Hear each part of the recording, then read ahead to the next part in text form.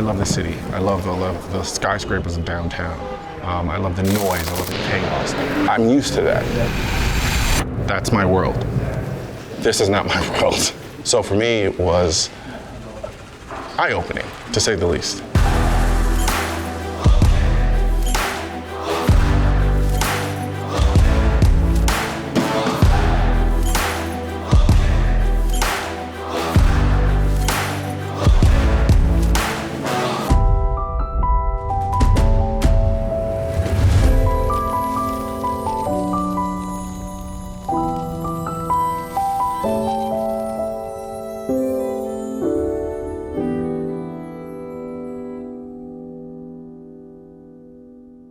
I'll admit, it's scary to think that the only person responsible for your safety is you. But guess what? That's reality. Cops can't always be there. People keep thinking that if they make legal gun ownership hard, it'll also make illegal gun ownership hard.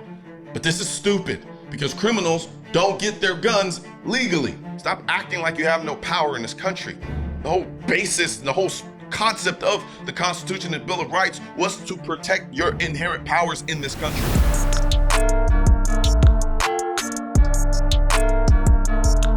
I wanted to be an advocate for people. Like I love the idea of people who didn't have a voice, like being able to defend them with mine.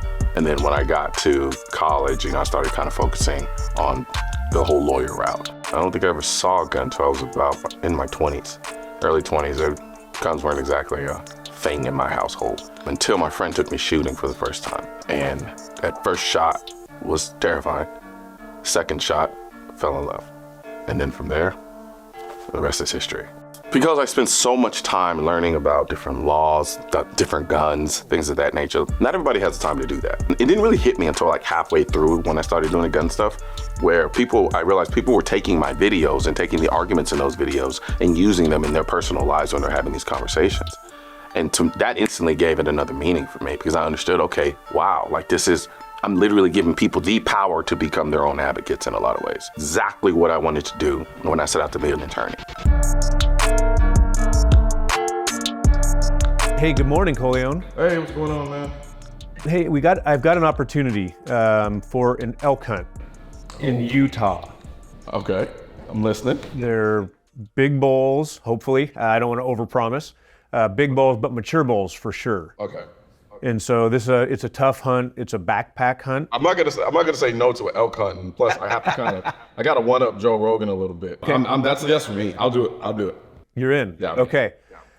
Some of it's a little bit different, probably. I don't want to make assumptions, but I think probably a little bit different than things you've done before. So one of the things I do before a hunt like this, we have a facility over in Central Oregon, has similar terrain, but it lets me find out if there's a weak spot in my boots, or if my pack isn't adjusted just right, or do I really want my pistol here, or do I want it there? Okay. Rather than figuring that out on like day 1 and 2 of the hunt. And so what I'd love to do, if you're up for it, I'm going to go out there anyway and ring out my gear. Okay. So if you wanted to come out, we can do that. We can make sure guns are zeroed, at least for here. But reticles are straight up and down. Eye relief is right from the prone. Okay, I'm game. I'm there. You game? Yeah, all the way. That sounds actually pretty fun to me, as a matter of fact. I'm pumped. I'll start pulling all that stuff together. We'll start mapping out flights and how to get your gear transported out here, whether we ship it or whatever ahead of time. Okay, sounds good to me. All right, man. All right, thanks, brother. We'll talk to you soon.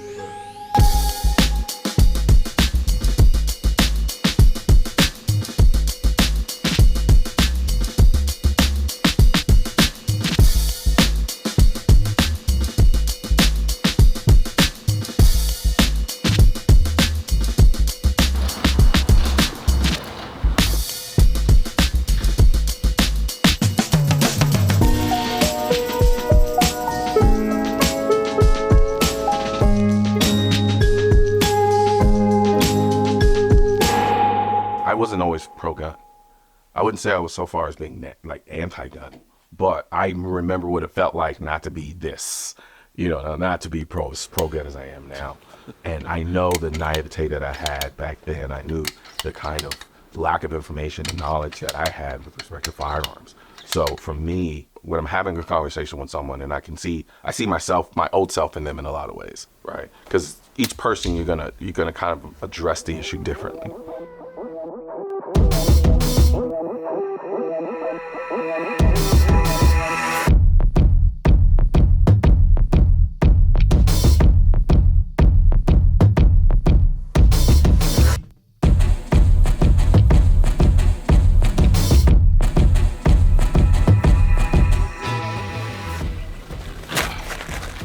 Before, I'm always like, what is it with these people and loving hunting? I didn't get it until I went on a bison hunt. And then I understood there is a reverence for the animals that are being hunted that you really can't really comprehend until you actually go and hunt. And so once I did that, that's kind of where I broke the seal. Here I am now. We're going to start on these 100-yard targets down here. There's a variety of different colors and shapes and sizes. And what that'll do is make sure that we are truly zeroed out here for slightly different elevation, etc. So we'll go through and work on just a little bit of fundamentals, and they're slightly different for hunting than they are for shooting. You got higher recoil to deal with. Yeah. Most of this is going to be kind of reiterations for you, but it's a great practice. I like to come do this before any big hunt, definitely before the hunting season. Yeah. So you are above the 10M on the left silhouette target. Yeah. That's 950 yards. And you're going to go about 1 mark to the left. Wait for it. Great shot.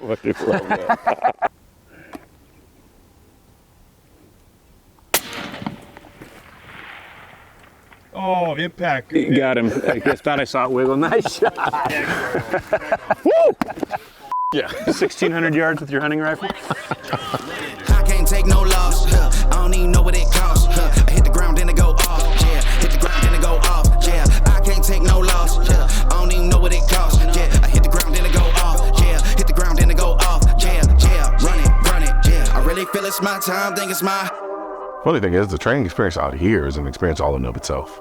Like, if you told me this is all I'm coming out here to do, that would be substantial. I'd be totally satisfied with it. And it does something to increase your confidence level going into the hunt in a way that you otherwise wouldn't really kind of get to do. And it doesn't hurt that you have this beautiful view out here just to be able to be out here.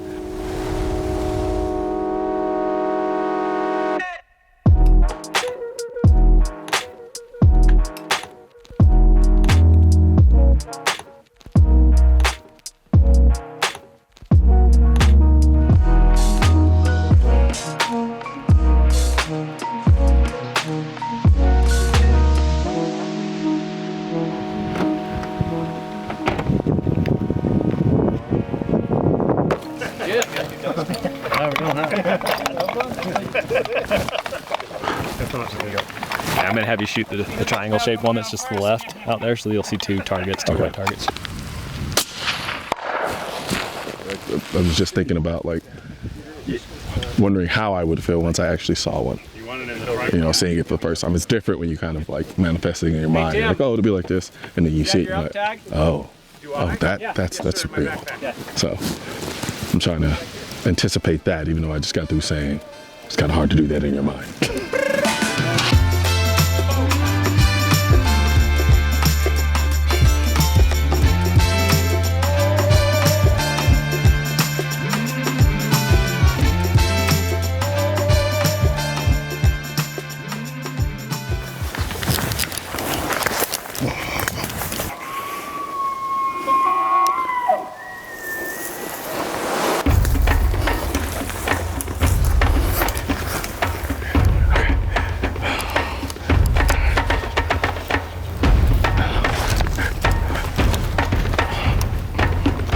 Coming out here, I had an inclination of what I was getting into. I didn't know exactly what I was getting into, but I had an idea. However, that wasn't exactly, it was a bit more than that. The first day out, I thought we were just gonna kind of get here, you know, kind of relax, lounge around, maybe glass a little bit, and then just kind of call it a night, and then start in the morning. No, I don't hike. And now we've basically engaged in the most grueling hike I've ever engaged in my entire life. As beautiful as it was beautiful misery. It's a little rough, right? Yeah. No even footing ever. No. You're over sticks, under trees. Everything. And you're talking to someone who, otherwise, if grass came up to my ankle, I'm not dealing in it. Yeah. And now I'm up, I hit a point where I was just like, screw it.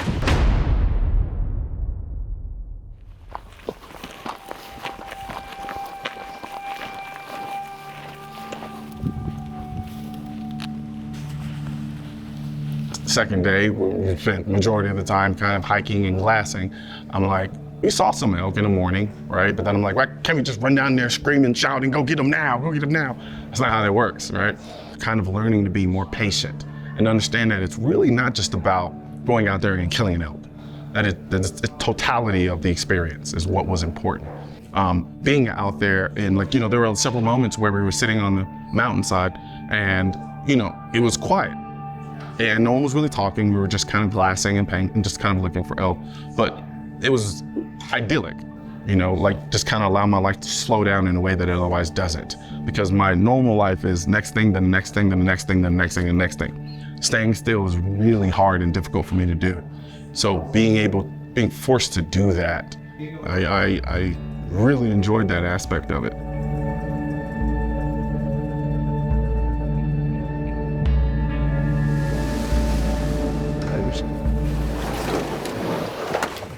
One of the hardest things I've ever done was the moment we spotted the bull and Ty knew we had to get to higher ground to get around, and we had to scramble up the side of the steepest mountain that we had been on.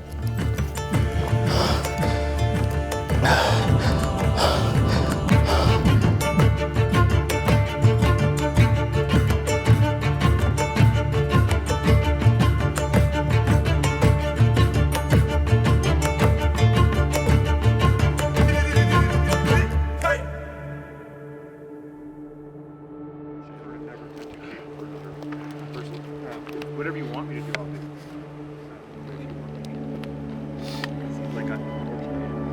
I always said I wanted to stalk something. I wanted to go after something. I didn't just want to, and I've done vehicles and stuff like that, which is fine. I enjoyed those too. There are times and places for all types of hunting. But this was one of the ones where I was like, yeah, I wanted something active, just like this is what I got. I have a profound respect for the people that do this day in and day out. Because a lot of people tend to kind of minimalize what it takes to actually hunt an animal like an elk. I have so much respect for it. What does Lois still like?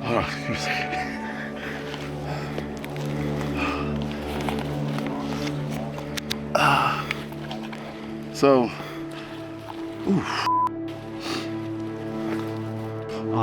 yeah.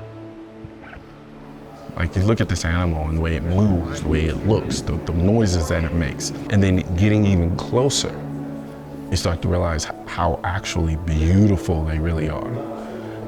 I was kind of almost thanking God for just giving me the opportunity, providing this, essentially what will be my sustenance. The depth of what I had just done was important to me. I like that instant gratification that comes with living in a city. I love the immediacy of interaction, noise. They become like a background of comfort, so to speak. So I was definitely outside of my comfort zone here. But I found myself enjoying it more than I thought I would. I didn't have an appreciation for the mountains to the degree that I do now. And all of that together was just entirely beautiful.